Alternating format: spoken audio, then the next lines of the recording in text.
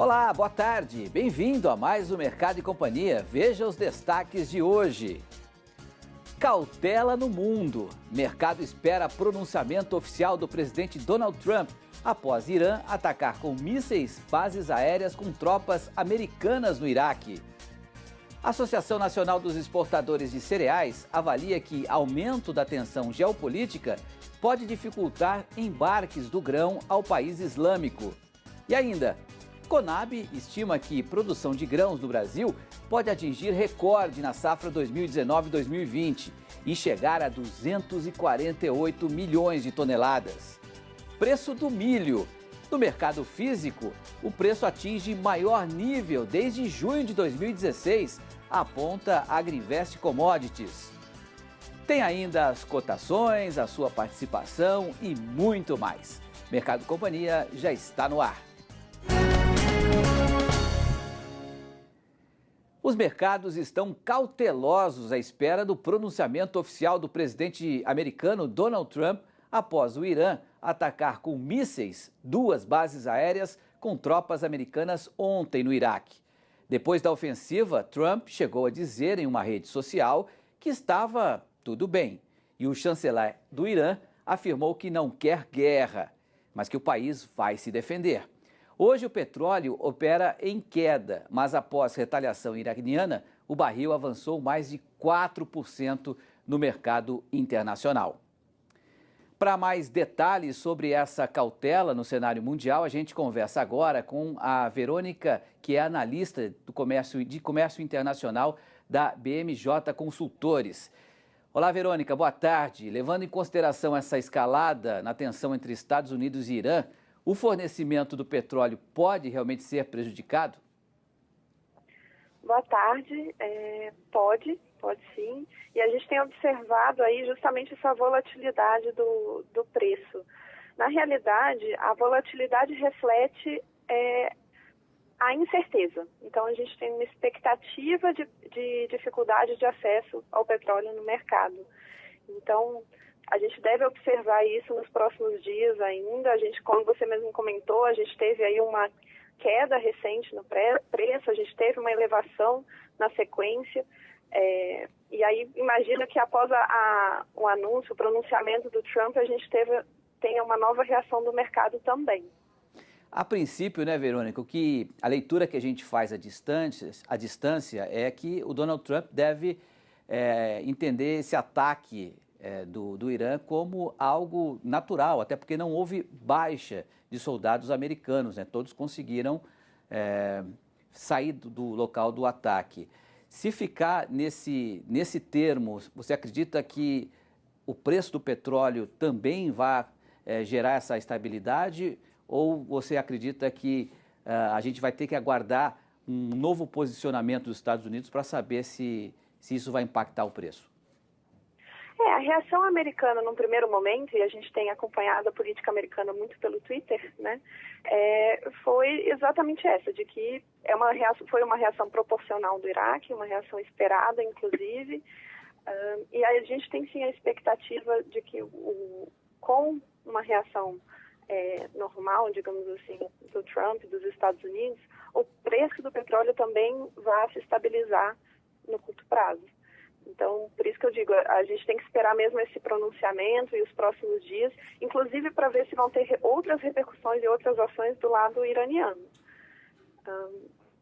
Você tem razão.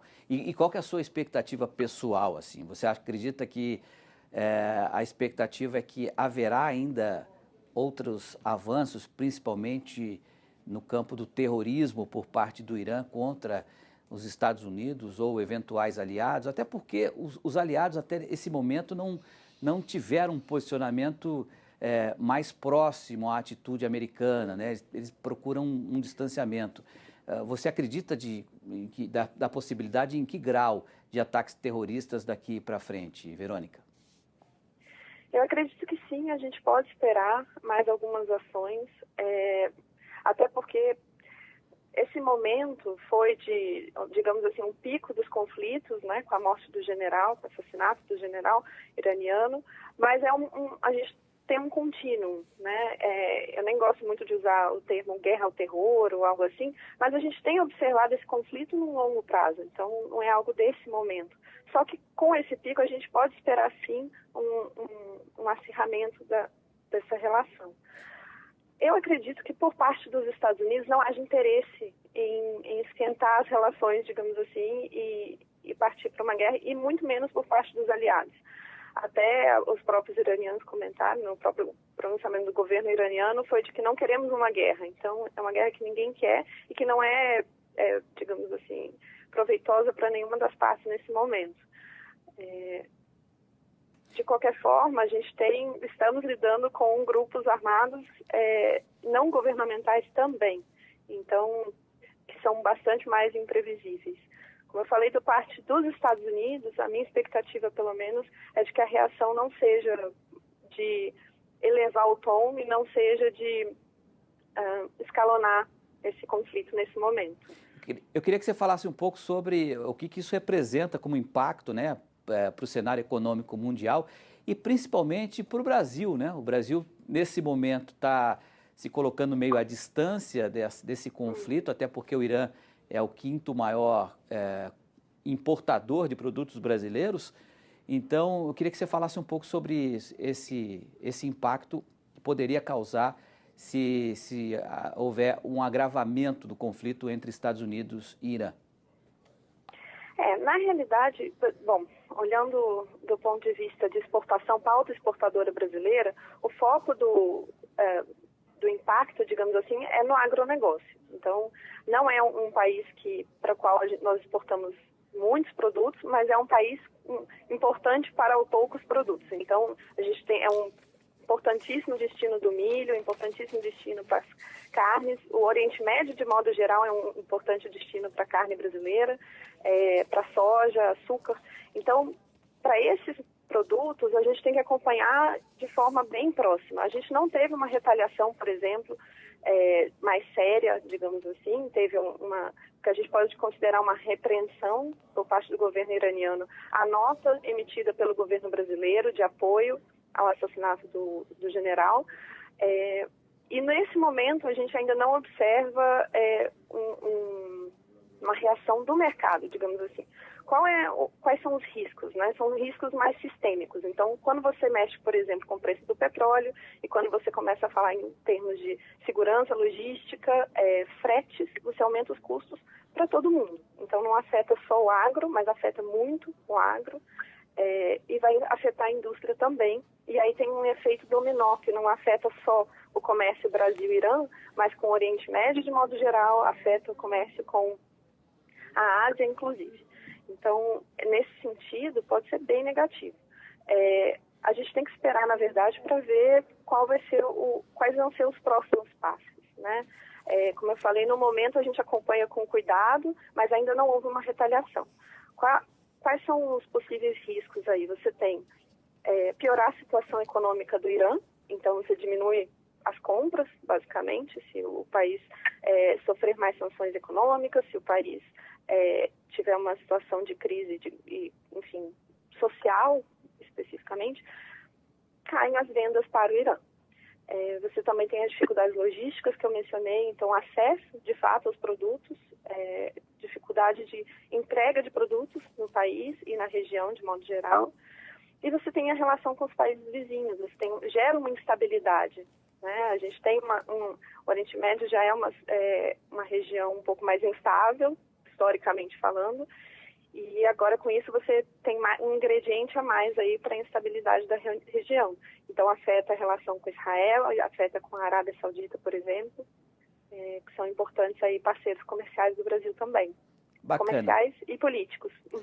Bacana, Verônica. Eu quero te agradecer muito pela participação. A Verônica, aqui, a analista de comércio internacional da BMJ. Muito obrigado pela sua entrevista aqui e volte sempre ao Mercado e Companhia, tá bom, Verônica? Tá certo. Obrigada aí. Valeu. Bom, e o aumento das tensões entre Estados Unidos e Irã pode dificultar as exportações de milho do Brasil para o país islâmico. A avaliação é do diretor-geral da Associação Nacional dos Exportadores de Cereais, Sérgio Mendes. Ele ressalta que o momento é de cautela. É uma situação que preocupa, evidentemente, né? Se trata do primeiro importador de milho. Ao longo dos anos tem sido o primeiro. Então, é uma situação que preocupa, né? No passado, nós já tivemos um problema de embargo e preocupou muito, né? Em termos de transações bancárias, tá? A gente teria que se estender muito para explicar isso, mas é uma situação que preocupa, sim. Agora não existe nenhuma informação, por enquanto, tá? As informações que a gente tem são essas que vocês, inclusive, estão colhendo, né? São informações de conflito, né? E a gente não sabe ainda a extensão desse conflito, qual é a extensão comercial que isso vai ter. Aumento de expectativa e de cautela, porque mesmo qualquer coisa que a ANEC possa fazer, ela só pode contribuir depois, mediante algum fato consumado, né? Antes disso, ela tem que ficar na expectativa. E a gente convida para essa conversa nosso comentarista, o Miguel Daúde. Boa tarde, Daúde. Boa tarde, Petri. Boa tarde a todos. Pelo menos pelo que a gente viu aí, pensando na macroeconomia mundial, seria melhor que essa guerra não começasse, né? Pensando aqui no nosso umbigo, né, a relação Brasil-Irã, é melhor que também não destruam o Irã, porque é o nosso quinto maior comprador de produtos agrícolas. Que leitura você faz do atual momento, pensando na economia global e também no Brasil? Bom, eu adorei as duas entrevistas que nós vimos, né, do Sérgio e da analista, são entrevistas muito positivas. Mas eu queria, se você me permite, passar um pouquinho para o meu amigo telespectador a minha experiência em relação a esses cenários que a gente vive. Eu já passei por muitas crises, né, como vivendo no mercado financeiro, crise do México, crise da Ásia, crise da desvalorização do real, crise da Nasdaq, os atentados às Torres Gêmeas.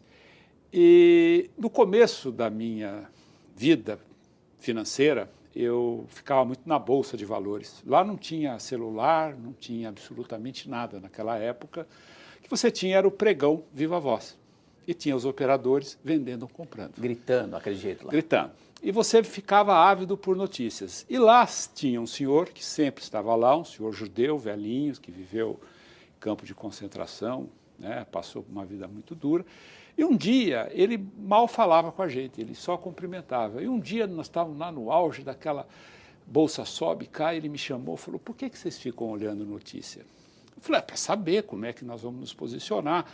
Aí ele levantou, fomos até a janela do Viva Voz, e ele falou, tá vendo? Ali a roda que vendia e comprava ação da Telebrás naquela época. Ações da Telebrás. Da Telebrás.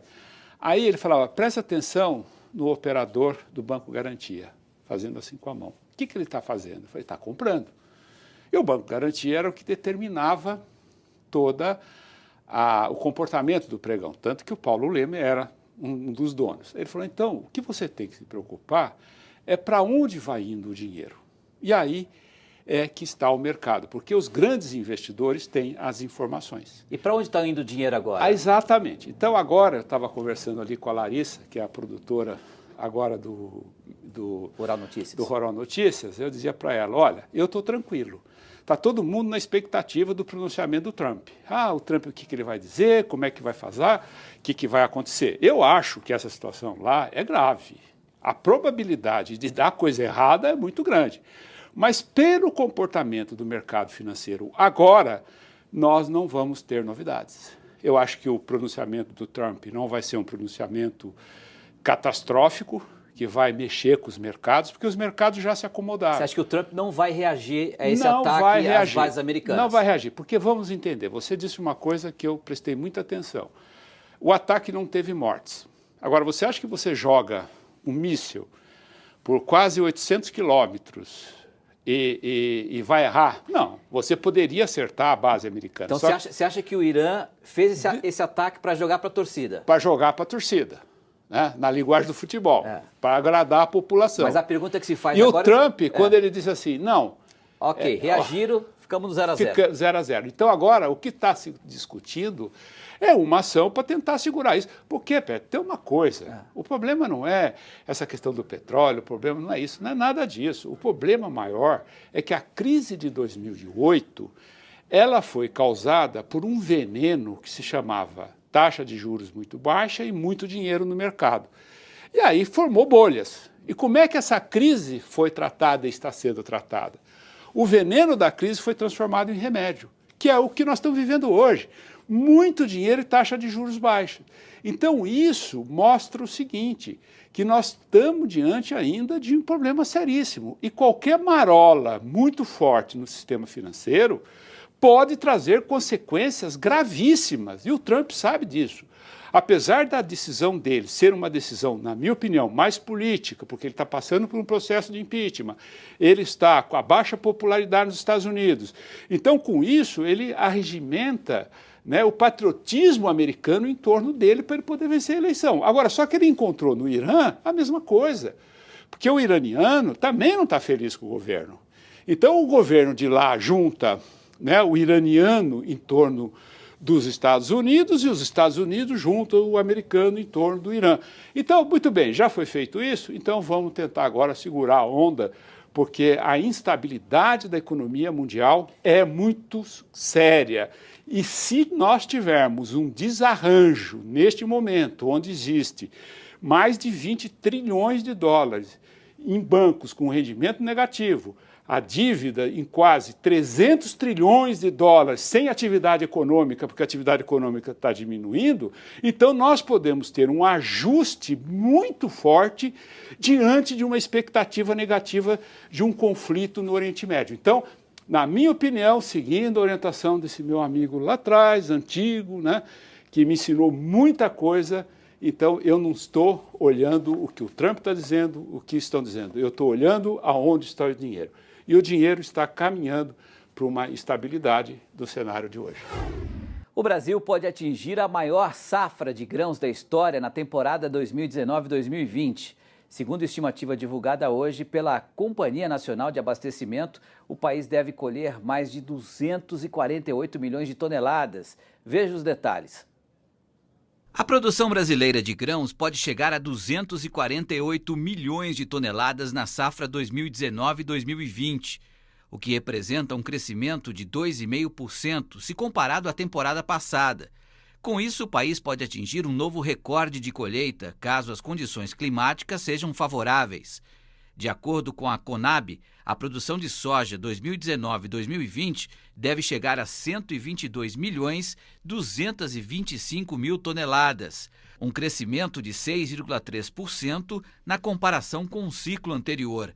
Já para o milho, é estimado que a primeira safra ultrapasse as 26 milhões de toneladas, crescimento de 3,8% em relação à safra anterior.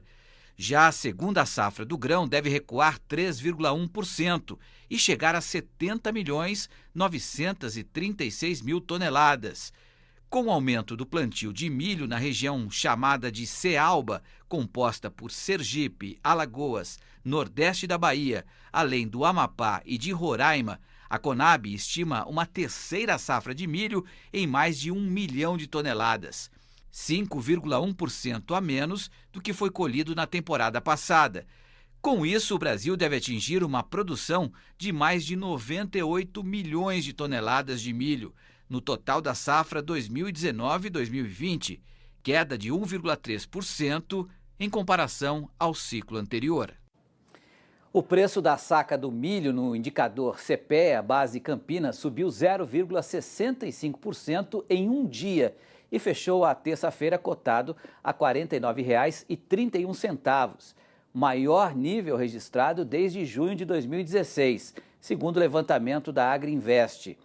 Para mais detalhes, a gente conversa agora com o Marcos Araújo, analista da consultoria. Marcos, boa tarde. Essa alta no mercado interno deve continuar nas próximas semanas? Olá, Antônio. Muito boa tarde a todos. Praticamente agora, o mercado doméstico brasileiro vive a sua primeira semana de negócios do ano. Os compradores e vendedores ficaram ausentes em função das festividades de fim de ano e agora o mercado volta mais apreensivo. temos observado pouquíssimas ofertas de milho no mercado interno, principalmente agora também agravado pela seca do cereal na safra verão que ocorreu no estado do Rio Grande do Sul, Antônio. E com essa oferta menor de momento, Marcos, a gente vê que o preço sobe, é isso? Exatamente, Antônio. Nós acreditamos nessa continuidade da alta do preço aqui no mercado interno.